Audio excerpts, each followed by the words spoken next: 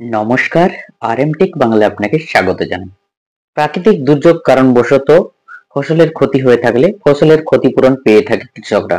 সেরকমই প্রতি বছর ফসলের খারিফ এবং রবি মরশুমের বীমা করার প্রয়োজন হয়ে থাকে।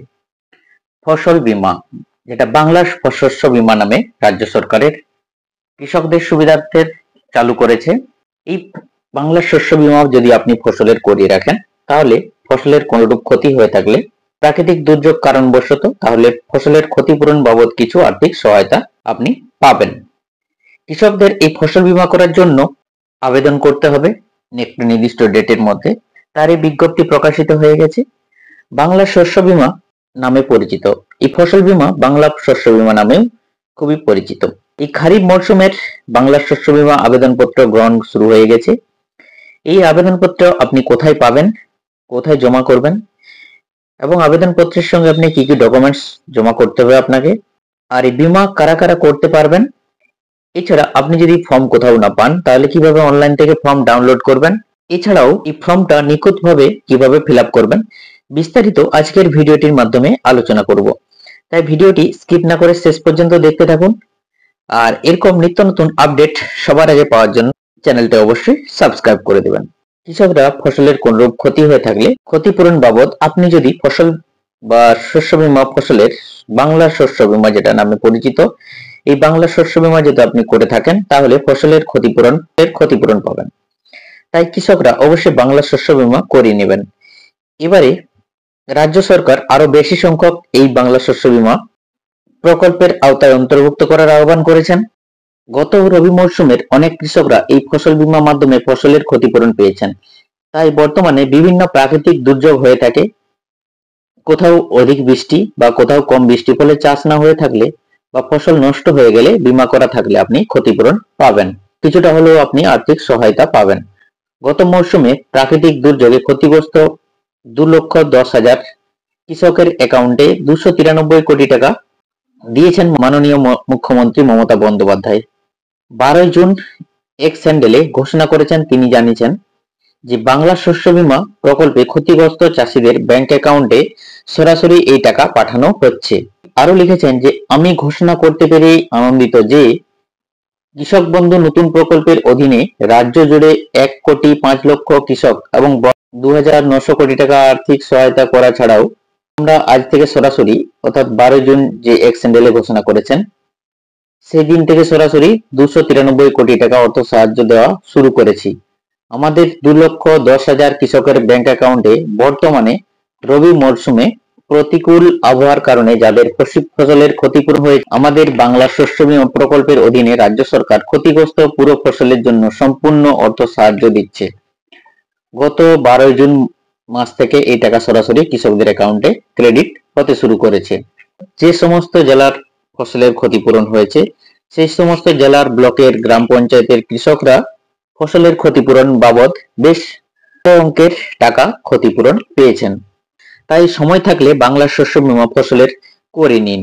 বাংলা শস্য বীমার ফর্ম আপনি গ্রাম পঞ্চায়েত অফিস বা এডিএ সহ কৃষি অধিকর্তা অফিস থেকে আপনি পেয়ে যাবেন।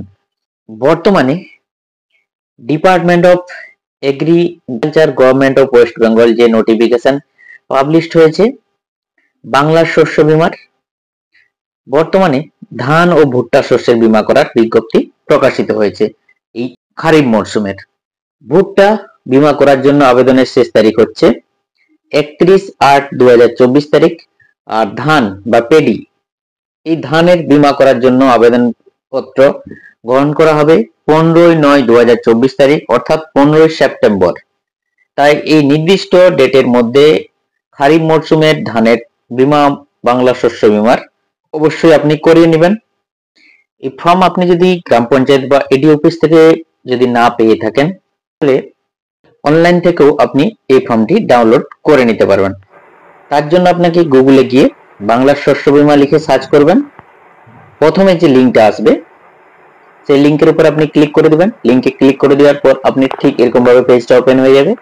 এরপর আপনি উপরের দিকে দেখতে পাবেন যে চেক ইন্স্যুরেন্স কভারেজ এবং তার পাশেই application form of kharif 2024 paddy and মাইল, অর্থাৎ ধান এবং ভুট্টার এর উপর আপনি ক্লিক করে দেবেন। ক্লিক করে দেওয়ার সঙ্গে সঙ্গে আপনার ফর্মটা ডাউনলোড হয়ে যাবে।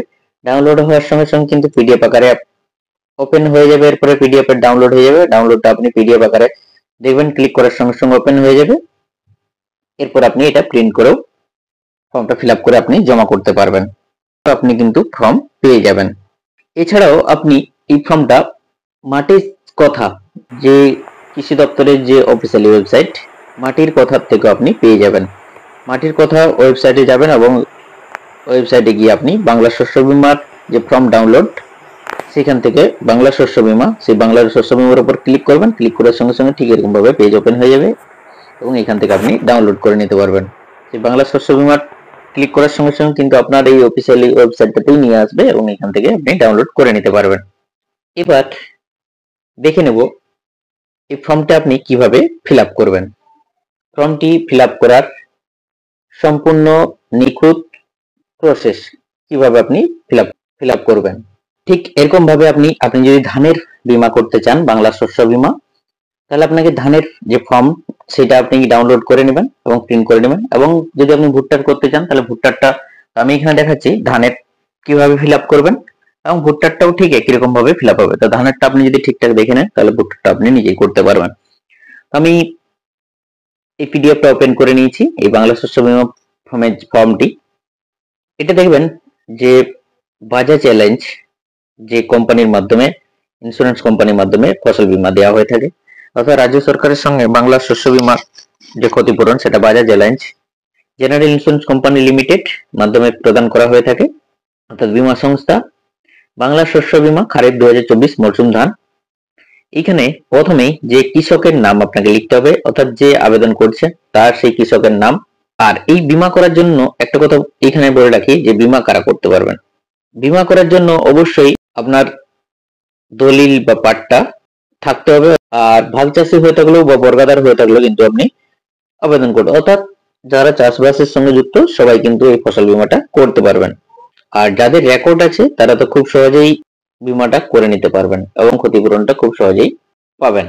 প্রথমে কৃষকের নাম, যে আবেদন করছে সেই কৃষকের নামটা আপনি লিখবেন। এরপরে তার মাতা, পিতা বা স্বামী বা অভিভাবকের নাম, ছেলে হয়ে থাকলে তার পিতার নাম, মহিলা হয়ে থাকলে তার স্বামীর নাম লিখতে হবে। এরপর তার বয়স কত, অর্থাৎ তার বয়সটা লিখবেন ডকুমেন্টস দেখে।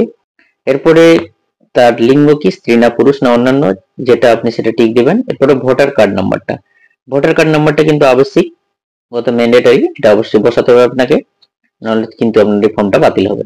এই ফর্মটা কিন্তু আপনি যদি ভোটার কার্ড, আধার কার্ড এগুলো দিয়ে ফিল আপ করে রাখেন তাহলে কিন্তু আপনি ভোটার কার্ড, আধার কার্ড দিয়ে খুব সহজেই আপনার স্ট্যাটাসটা চেক করতে পারবেন। আপনার কি ধরনের ইন্স্যুরেন্স কভারেজ আছে সেটা আপনি দেখে নিতে পারবেন। এরপর আপনার জাতি কি সেটা এখান থেকে টিক দিবেন। এরপরে মোবাইল নাম্বার, এখানে মোবাইল নাম্বারটা অবশ্যই দিবেন। এরপরে আধার নাম্বার আপনি বসাবেন, এখানে আবশ্যিক হিসাবে আছে। বসবাসের ঠিকানা অর্থাৎ গ্রামের নাম, গ্রাম পঞ্চায়েতের নাম, ব্লক লিখবেন। জেলা কি, কেসিসি আছে কিনা, অর্থাৎ কৃষক কেসিসি যদি আপনার করা থাকে সেটা এখানে হ্যাঁ বা না করবেন। কিষাণ ক্রেডিট কার্ড যেটা বলা হয়, কৃষক বন্ধু আইডি যদি থাকে সেই কৃষক বন্ধু আইডিটা এখানে লিখবেন। এরপরে বীমার জন্য প্রস্তাবিত ফসল বা জমির বিবরণ, অর্থাৎ আপনি কি ধরনের ফসলের জন্য আবেদন করছেন তার ডিটেলস এখানে ফিল আপ করতে হবে। এরপর যদি আপনার দাগ বেশি হয়ে থাকে তখন কিন্তু আপনাকে অতিরিক্ত ফর্ম ব্যবহার করতে বলা হয়েছে। আপনার মৌজা আর দাগ যদি বেশি হয় তাহলে কিন্তু আপনাকে ফর্মটা অধিক ব্যবহার করার জন্য এখানে বলা আছে। অধিসূচিত ফসলের নামটা এখানে উল্লেখ করাই আছে। এরপরে এখানে ব্লকের নাম লিখবেন, ওটা আপনার যেখানে ফসল আছে সেই রেকর্ড দেখে আপনার ব্লক, গ্রাম পঞ্চায়েত এবং কোন মৌজার নামটা লিখবেন এবং তার জেল নাম্বারটা কি সেই দেখবেন রেকর্ডে আছে, সেই জেল নাম্বারটা এখানে বসাবেন। এরপরে খতিয়ান নাম্বার, সেই রেকর্ডের উপরে লেখা আছে দেখবেন খতিয়ান নাম্বার বা দলিলের উপর লেখা থাকে খতিয়ান নাম্বার, সেই খতিয়ান নাম্বারটা এখানে বসাবেন। এরপরে সেই খতিয়ানের কতগুলি দাগে আপনি চাষ করছেন, সেই কোন কোন দাগের যেখানে চাষ করেছেন তার দাগ নম্বরগুলো এখানে লিখবেন। বীমার জন্য প্রস্তাবিত এলাকা একরে, অর্থাৎ আপনার যে জমির পরিমাণটা যেখানে চাষ করেছেন তার পরিমাণটা এখানে একরে লিখবেন। দেখবেন আপনার যে জমি তার পাশেই দাগের পাশে লেখা আছে, সেই পরিমাণটা আপনি ক্যালকুলেট করে এখানে লিখবেন যদি বেশি দাগ হয়ে থাকে। এরপর আপনার জমিটা কি ধরনের, নিজস্ব জমি না ভাগ চাষি না ভাড়া নেওয়া জমি, যদি আপনার নিজস্ব হয়ে থাকে নিজস্ব লিখবেন, আর যদি আপনি ভাগ চাষি হয়ে থাকেন তাহলে ভাগ চাষি। আর যদি ভাড়া নেওয়া হয়ে থাকে তাহলে ভাড়া নেওয়া বলে নিচে এখানে উল্লেখ করে দেবেন। এরপরে ফসল রোপণের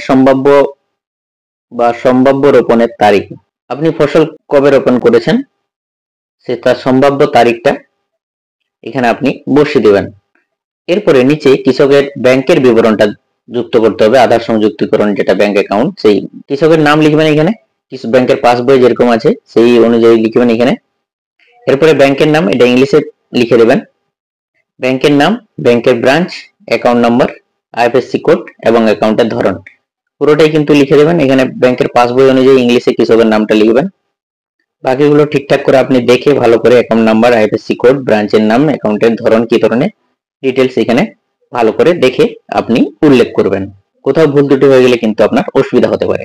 এরপরে এই ফর্মটা ফিল আপ করার সঙ্গে সঙ্গে আপনাকে যে সমস্ত ডকুমেন্টস গুলো প্রদান করতে হবে এর সঙ্গে, যেমন হচ্ছে কেওয়াইসি নথি, ভোটার আইডি কার্ড বা আধার এবং ভোটার আইডি কার্ড এবং আধার কার্ড দুটি আবশ্যিক বাধ্যতামূলক, পাসবইয়ের কপি যেখানে ব্যাংক অ্যাকাউন্ট ভালোভাবে যেন বোঝা যায়, খতিয়ান বা পর্চা, পাট্টা বা দলিল নিজস্ব জমির ক্ষেত্রে, আর ভাগচাষীদের বা নিজের নামে জমি না থাকলে জমিতে চাষের অধিকার সংক্রান্ত শংসাপত্র গ্রাম পঞ্চায়েত প্রধান কর্তৃক প্রদত্ত হতে হবে। অর্থাৎ আপনার যদি ভাগ চাষী হয়ে থাকেন বা নিজের জমি না থাকলে ভাড়া চাষী হয়ে থাকেন, সেই ক্ষেত্রে একটা নির্দিষ্ট ফর্ম আছে, সেই ফর্মটা ফিল আপ করে আপনাকে গ্রাম পঞ্চায়েতের প্রধানের দ্বারা সার্টিফাইড করে নিতে হবে। এরপরে বলেছে সহকৃষি অধিকর্তা তার প্রতিনিধি অর্থাৎ বা ভূমি সংস্কার দপ্তর বা উদ্বাস্তু ত্রাণ পুনর্বাসন দপ্তর রাজস্ব আধিকারিক আরআই বা পরিদর্শক দ্বারা প্রদত্ত ফসলের রোপণের শংসাপত্র, রোপণ করেছেন বা করবেন, কবে ফসল আপনি লাগাচ্ছেন তার একটা সম্ভাব্য তারিখ এখানে উল্লেখ করতে হয় উপরে। আপনি যে সঠিক ফসল রোপণ করেছেন বা করবেন তারই প্রমাণস্বরূপ এটা শংসাপত্র প্রয়োজন হয়ে থাকে।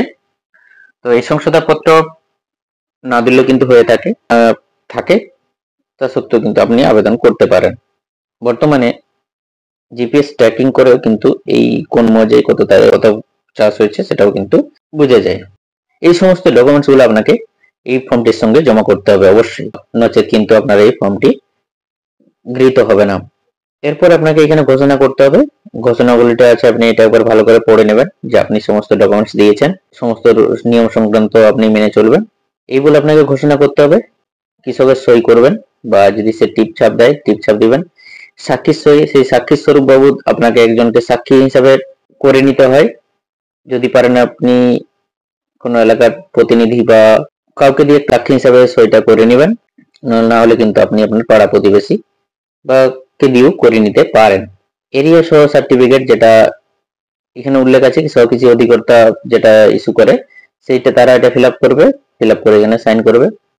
এরপরে আপনাকে নিচে যে ফর্মটি আছে প্রাপ্তি স্বীকার, এই ফর্মটি আপনি ফিল আপ করে দিবেন। ফিল আপ করে এরপরে যে আপনি যেখানে জমা দিচ্ছেন সে কিন্তু আপনাকে এই রিসিভ কপিটা দিবে। এরকমভাবে ফিল আপ করবেন যে আপনি আপনার নাম, অভিভাবকের নাম, যিনি কোন গ্রাম পঞ্চায়েতের, ব্লক কোন জেলার, নিকট হতে কত তারিখে, কোন ফসলের জন্য কত পরিমাণে, শ্রীমতী এর কাছ থেকে ব্যাংকের এত শাখার অ্যাকাউন্ট নাম্বার হলো, মধ্যস্থকের নাম, দেওয়ার ঠিকানা গ্রহণ করা হয়েছে দিয়ে নিচে এখানে আপনার যে রিসিভ করছেন সেখানে সই করবে এবং এই কপিটা আপনাকে দেওয়া হবে।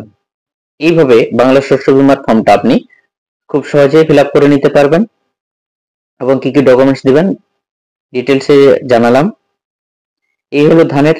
এরপরে ভুট্টাও ঠিক একই রকম ভাবে ফিল আপ করবেন, একইভাবে ধানেরটা দেখলে আপনি ভুট্টারটা খুব সহজে ফিল আপ করে নিতে পারবেন। এই হলো ফসল বীমা ভরে বাংলা শস্য বীমা ফর্ম ফিল আপ করার সম্পূর্ণ প্রসেস। এরপর ফর্মটি আপনি ফিল আপ করে নেওয়ার পর ডকুমেন্টসের সঙ্গে আপনি কোথায় জমা দেবেন, ফর্মটি আপনি ফিল আপ করবেন সঠিকভাবে, খোঁজ নেবেন আপনার গ্রাম পঞ্চায়েতে ক্যাম্প কবে হচ্ছে, কৃষি দপ্তর থেকে বা ব্লক সহ কৃষি দপ্তর থেকে জানিয়ে দেওয়া হয় যে প্রত্যেক গ্রাম পঞ্চায়েত থেকে ব্লকের 1 থেকে 2 দিন করে এই ক্যাম্প আকারে এই ফর্মগুলো জমা নেওয়া হয়। তাই আপনি খোঁজ নিয়ে নেবেন আপনার পাশের গ্রাম পঞ্চায়েতে যে এই ফর্মটা আপনি ফিল আপ করে কোন দিন ক্যাম্প আকারে জমা নেওয়া হচ্ছে সেদিন গিয়ে আপনি জমা দিয়ে দিতে পারেন, তাহলে খুব সহজেই আপনাকে আর কৃষি দপ্তরে গিয়ে জমা করতে হবে না।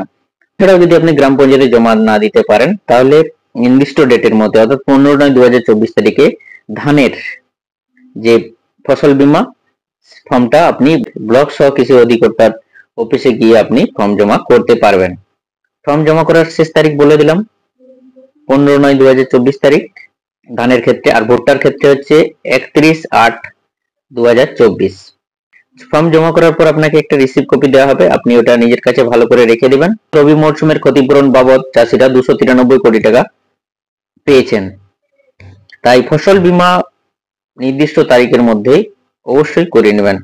বাংলা শস্য বীমা করার জন্য ফর্ম কোথায় পাবেন, কোথায় জমা দিবেন, কি কি ডকুমেন্টস প্রয়োজন, আবেদনের শেষ তারিখ কবে, বিস্তারিত ভিডিওটির মাধ্যমে আলোচনা করলাম। তাই ভিডিওটি ভালো লাগলে একটা লাইক করে দিবেন, আর চ্যানেলে প্রথম হয়ে থাকলে চ্যানেলটা সাবস্ক্রাইব করে দিবেন এরকম নিত্য নতুন আপডেট সবার আগে পাওয়ার জন্য। Thank you so much.